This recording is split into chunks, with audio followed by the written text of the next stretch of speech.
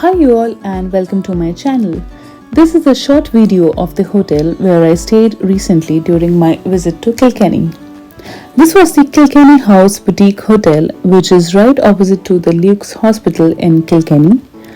As I travelled by train, it took me around 15 minutes to get here from the train station by the KK2, which is the local bus of the city. I really liked the room, especially the pink and grey contrast of colors used. There was a cute vintage phone that reminded me of the 90s era.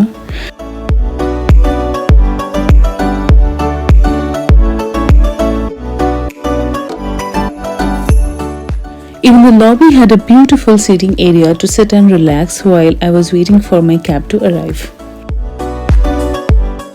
Overall, I really enjoyed my stay here and the staff of the hotel were nice and friendly. I will leave the link of the hotel in the description below and also some places to visit while you are in Kilkenny. So yeah, that's all for this video and I will see you all in my next video.